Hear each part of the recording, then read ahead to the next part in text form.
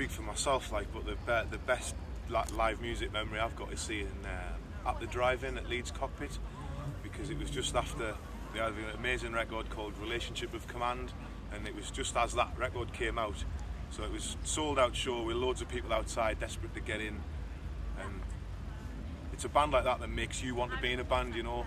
They're all about energy. It's incendiary live show, and I hadn't really ever seen anything quite like that at the time, you know, so they'll probably always be the best live band I've ever seen, to be honest.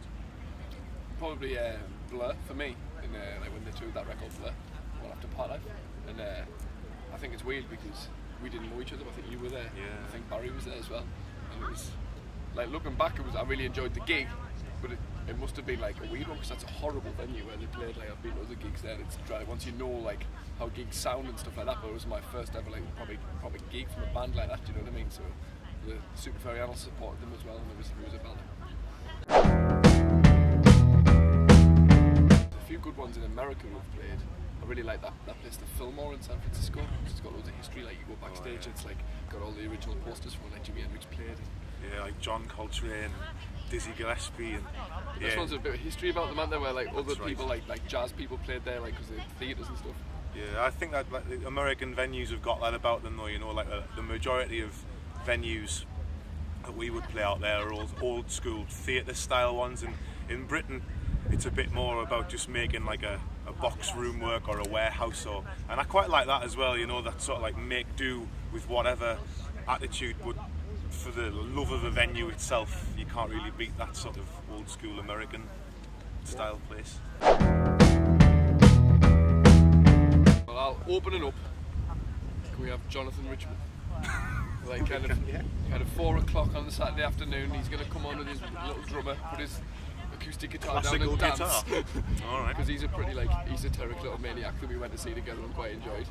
He is, yeah, okay. Well, if we've only got 5 choices, all right. So I think we're gonna have to like build this up big, quick, ramp the energy up quite quickly. So Fugazi would be my choice to go on next, because I don't, you know, depending on how big this festival is, I'm not sure they could pull off a headline slot, but they're probably my favourite band of all time, so I have to have them in somewhere, and I think that's the perfect slot. And I'm going to go for Queen, 80s Queen. We've got 2 more choices beyond Queen. Aye, which, you know, basically has to be filled by only bands that I like. massive bands. This has gone stadium quick, hasn't it, this? It's a festival, dude. You don't want to be hearing wimps whinge on about their feelings all day. Alright, so basically we've got AC/DC and Bruce Springsteen Yeah, come next, haven't we? That is exactly right. So what order do they go in? Well, basically I think that AC/DC have got to go on first. In the boss headline? Yeah. That's gonna... Although there's an argument to say that right Queen should headline that festival. Can we just have like an extended set where all 3 bands sort of play together at the same time? Massive jam. Super group. What a group. Ridiculous. What would Jonathan Richman and Fugazi think about that? Probably like, we're much better than this. How can we open for this? Well, basically playing live music is just infinitely better than recording in the studio. We've both have very different opinions on this, because Ross thinks recording's balls, and I quite enjoy it. I hate it, mate. Like, I don't like that sort of, the fact that you have to do something very definite, you know, like you record it, you get the perfect take, which it doesn't, to me, doesn't exist really, but that's going to last forever.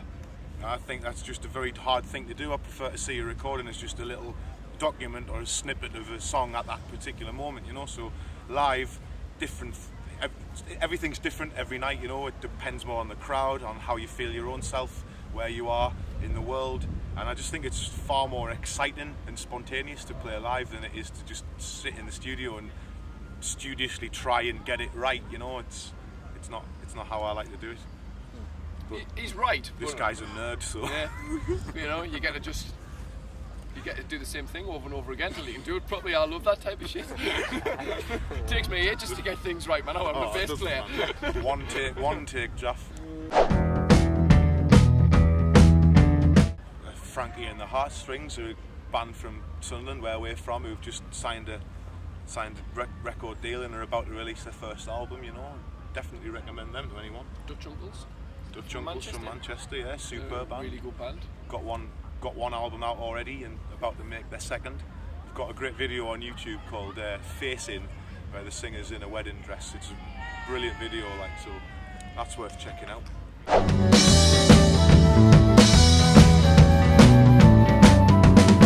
Hello, we're the Futureheads. Get your ears out.